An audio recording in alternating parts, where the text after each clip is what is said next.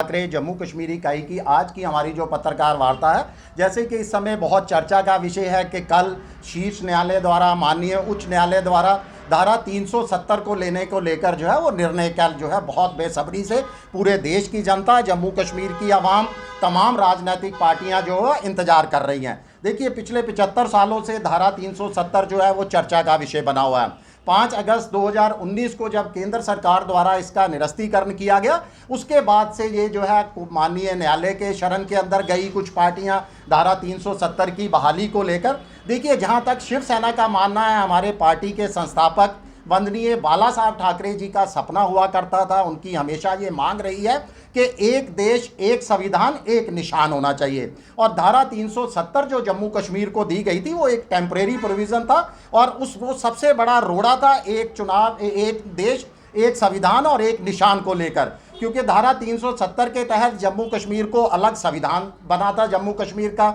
कश्मीर का अलग निशान था और इसके साथ साथ बहुत सारी उसके अंदर खामियां भी थी, जिसको लेकर समय समय पर हर शख्स जो है, हर समुदाय अपनी अपनी आवाज़ बुलंद करता रहा है। जम्मू कश्मीर की बेटियों को जो है शादी के बाद उनके अपने हकों से जो है उसको महरूम करती थी धारा 370। जम्मू कश्मीर में दशकों से रह रहे और अपनी सेवाएं दे रहे वाल्मीकि समाज को, वेस्ट पाक रिफ्यूजियों को मतदान का अधिकार नहीं दिया जाता था। तो ये तमाम खामियां थी जो 5 अगस्त 2019 को धारा 370 हटाई गई, उसको लेकर भी हमारे बहुत सारे ऑब्जेक्शंस भी थे। हमने उसका एक तरफ स्वागत भी किया था, मगर दूसरी तरफ विरोध के स्वर भी थे। वो इसलिए थे क्योंकि जो जनता के साथ, जम्मू कश्मीर की आवाम के साथ जो वादे किए गए थे, उन वादों पर एक लंबा अंतराल बीतने के बावजूद भी केंद्र सरकार जो है वो खरी नहीं उतरी।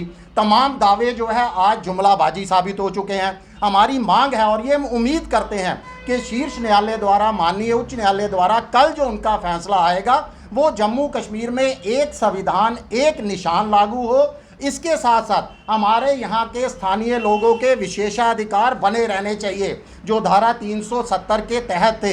हमें जो है अपनी संस्कृति पहचान के लिए सुरक्षा का अधिकार होना चाहिए, भूमि का, शिक्षा का और नौकरियों के अंदर हमारे जो है विशेषाधिकार बने रहें। इसके साथ साथ ही मुझे पूरी उम्मीद है कि माननीय उच्च न्यायालय ने कड़ा संज्ञान लिया होगा जो 5 अगस्त 2019 को धारा 370 हटाने के साथ साथ हमारे से राज्य का दर्जा छीन लिया गया, जम्मू कश्मीर से लेह लद्दाख अलग कर दिया गया। मुझे उम्मीद है कि कल जो फैसला आने वाला है उसके अंदर हमारे राज्य के दर्जे बहाली के भी निर्देश दिए जाएंगे और जम्मू कश्मीर का लेह लद्दाख एक बार फिर जम्मू कश्मीर का हिस्सा होगा।